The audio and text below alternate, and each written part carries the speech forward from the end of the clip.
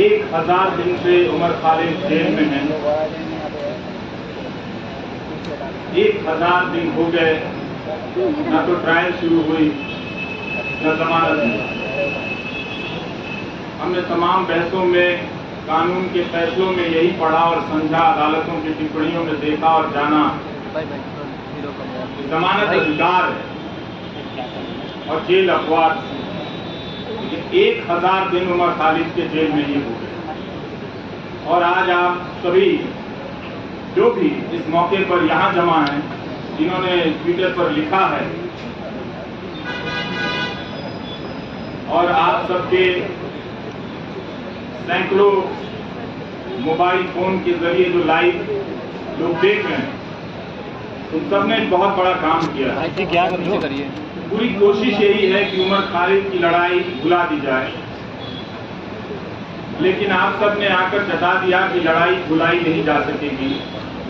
उसकी अकेले की लड़ाई अंदर की है, लेकिन बाहर भी आप उसकी यातनाओं को जो वो झेल रहे हैं उसे आप महसूस करते रहेंगे।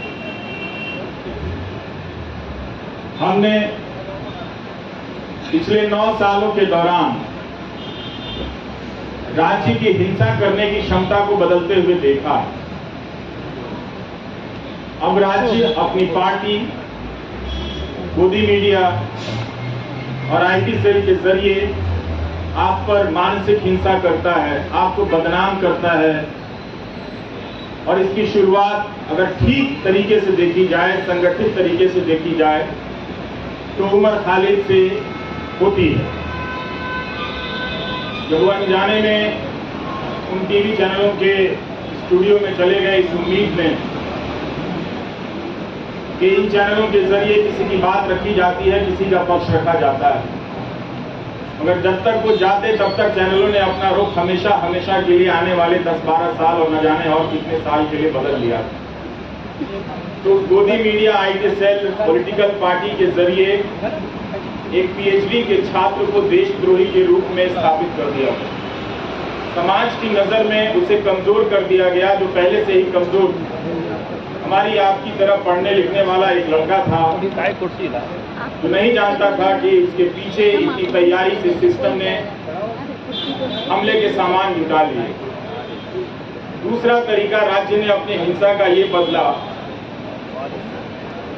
ये आप सभी जो सुन रहे हैं उसे समझना भी चाहिए कि पहले राज्य कानून की धाराओं की आड़ में छिपकर हिंसा करता था, लेकिन अब हिंसा करने के लिए वो कानून बनाने लगा है ताकि वो खुलकर हिंसा कर सके। ये बदलाव आया है और आज राज्य हम सब देख रहे हैं। सिर्फ उमर खालिद नहीं है, शोमा सेन भी हैं नीमा कोरेगांव केस में 5 साल से अंडर ट्रायल। जब बड़े बड़े न्यायाधीशों को अंडर ट्रायल के बारे में बोलते हुए सुनता हूं तो मुझे लगता है कि यही 2-4 केस उन्हें भी नजर नहीं आते होंगे, या उन्होंने भी अपनी सुविधा के हिसाब से इन कुछ केस को देखना सुनना बंद कर दिया है, इस तरह से कि ये केस छोड़कर बाकी और केस पर बोला जाए। तो कभी भी सबके सामने में है, सुप्रीम कोर्ट ने तमाम टिप्पणियां की है जमानत को लेकर, सबके सामने ये बात है, मगर कभी भी 1000 दिन तो सुनवाई चली है दिल्ली की निचली अदालतों में, बेतवा शर्मा ने लिखा है, और कोई 400-300 दिन दिल्ली हाईकोर्ट में इस तरह से जमानत को लेकर सुनवाई चलती रही। इसके बाद भी जमानत एक इतनी मुश्किल उम्मीद इस लड़ाई में बनकर सामने आ गई। यही उम्मीद कर सकते हैं कि कभी कभी न्याय व्यवस्था की अंतरात्मा किसी रात को जगती होगी, और जब जग जाएगी तो देखेगी कि कानून के हाथ लंबे नहीं, उस कानून के हाथ रंगे हाथ भी होते हैं। उसे नजर आएगा, वो बात समझ में आएगी कि क्या हो रहा है। हम सब ने यह भी देखा है कि मीडिया के स्पेस से उमर खालिद को धीरे धीरे पीछे की तरफ धकेल दिया गया, किनारे कर दिया गया, ताकि भुलाने की प्रक्रिया में तेजी आए। मैं अक्सर सोचता हूं कि जो लोग शुरू में बोला करते थे, वो लोग आगे चलकर बोलने की प्रक्रिया से ऊब गए या उस प्रक्रिया के सहयात्री हो गए, जिसने ये तय किया है कि हम जब किसी के साथ इस तरह की यातना करेंगे धाराओं में उसे बंद कर देंगे तो उसे भूल जाना होगा, उसे उसके हाल पर छोड़ देना होगा। उमर खालिद की जितनी भी तस्वीरें आई इस दौरान, जहां भी छपी या चंद वीडियो में नजर आए, मैंने एक हंसता हुआ लड़का देखा, लेकिन उस हंसी को देखकर अपने भीतर उदासी भर जाती थी कि हंसी जो है वो अपने लिए नहीं, वो हम सब के लिए छोड़कर जा रहा है। कि आप शायद अपनी जिंदगी में सामान्य होंगे, इस वक्त एक ओवल में फालतू का मुकाबला चल रहा है, इंडिया ऑस्ट्रेलिया के मैच में ट्वीट करके अपने आप को क्रिकेट प्रेमी जता रहे होंगे। जता सकते हैं, बिल्कुल अपनी जिंदगी जी सकते हैं और जिंदगी को उसी रोशनी और संगीत के साथ जी सकते हैं, मगर याद करने का जो फर्ज था नागरिकों का बहुत लोगों ने भुलाया और ये होते हुए हमने देखा। उनके लिए एक ऐसा विषय बन गया जिस पर लिखना, जिस पर बोलना राज्य से टकराने के जैसा हो गया। वो अपना हिम्मत हारने लगे। लेकिन यहाँ आकर यही लगा कि शायद मैं उन 2-4 लोगों की परवाह कर रहा था, आप 1000 लोगों को, सैकड़ों लोगों को नहीं देख रहा था जो आप राज्य से लड़ रहे हैं। राज्य कई तरह के सेंसर लगा रहा है, लेकिन फिर भी आप बातों को पहुंचाने के लिए अपने कैमरे हाथ में थाम कर उठाकर खड़े हैं। ये बहुत बड़ी बात है। मैं याद करना चाहता हूं उमर के साथ आज बेतवा शर्मा को भी, जिन्होंने दिल्ली दंगों के मामले में शानदार रिपोर्टिंग की, आज भी की है बेतवा ने, और पहले भी कपूरा के मामले में उन्होंने शानदार रिपोर्टिंग की, और जिसकी वजह से लोगों ने जाना कि नताशा नरवाल, देवांगना कालिता, इन सब के साथ क्या हो रहा है। इन्हें जमानत मिली, लेकिन उमर खालिद को जमानत नहीं मिली। हम इस केस के बारे में जिस तरह से आज बेतवा ने लिखा है कि दिल्ली पुलिस की गवाहियों में, उसकी दलीलों में कितने अंतर्विरोध, अंतर पाए गए हैं, ये सब डॉक्यूमेंटेड है। और आप सभी को पढ़ना चाहिए कि एक पत्रकार ने, और पत्रकारिता सीखने के लिए भी पढ़ना चाहिए कि अपनी उस बात को कहने के लिए बेतवा शर्मा और उनकी टीम ने कितने 1000 पन्नों के दस्तावेजों को पलटा होगा, और उनके वकीलों ने जो उमर के साथ लड़ रहे हैं, उन लोगों ने कितनी कानून की किताबों को पलटा होगा कि इंसाफ और जमानत तक के दरवाजे तक उमर खालिद को ले जाएं।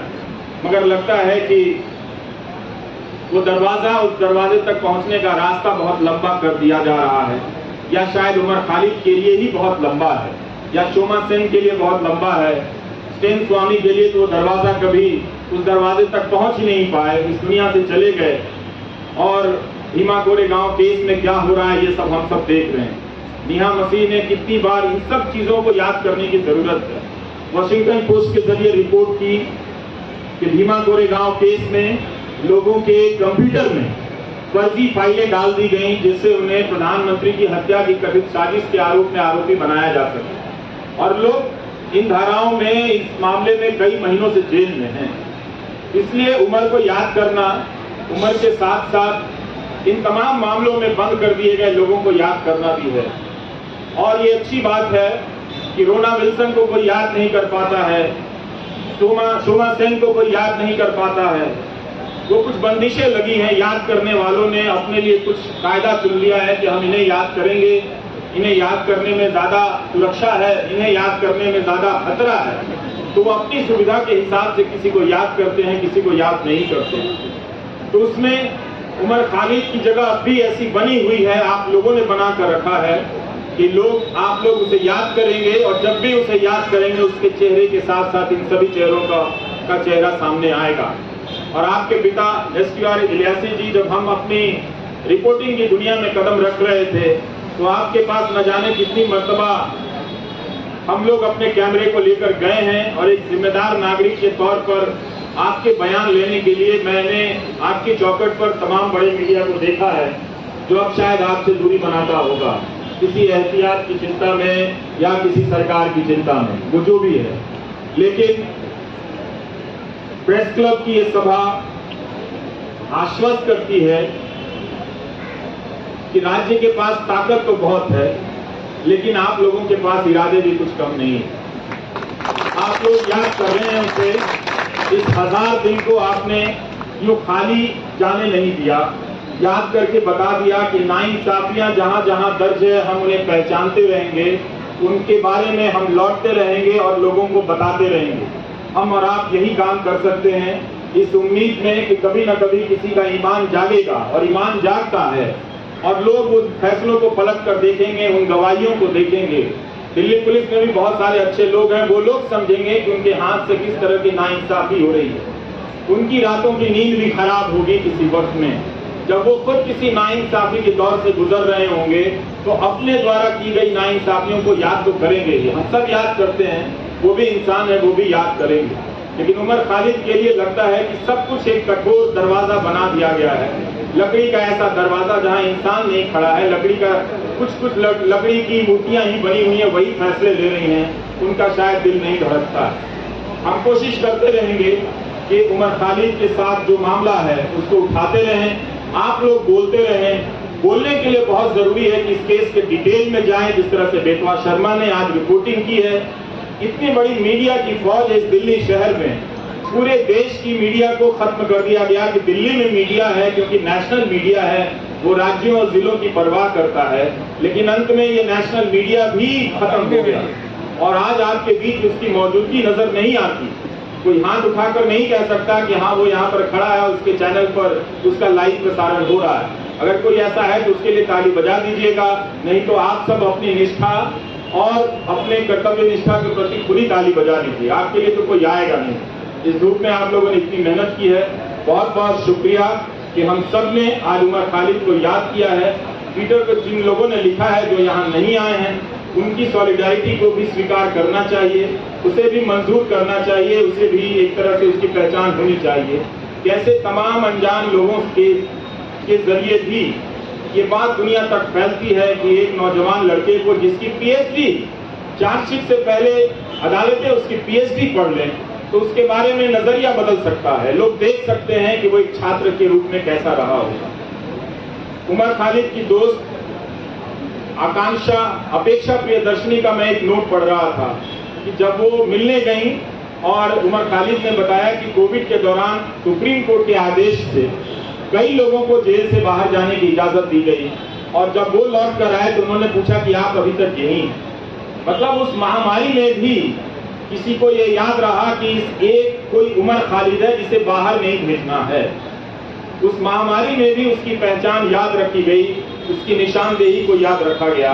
इस तरह की नाइंसाफियां जो एक आम कैदी को मिलनी चाहिए वो भी उसे नहीं मिलती नजर आ रही। ये बहुत चिंता की बात है और जब तक ये है, अदालतों के मंच से बड़े बड़े न्यायाधीशों का बोलना हमें खाली सा लगता है, हल्का सा लगता है कि वे अंडर ट्रायल और अधिकारों की बात बहुत संजीदगी से करते हैं। कई बार ऐसा लगता है कि शायद वो बात कहने के लिए करते हैं, नहीं तो ये बात अपने फैसलों में ही पलट कर देख लेते कि जब सबके लिए वो फैसला हुआ था तो क्यों इस व्यक्ति के लिए, क्या वो व्यक्ति इतना ज्यादा खतरनाक है।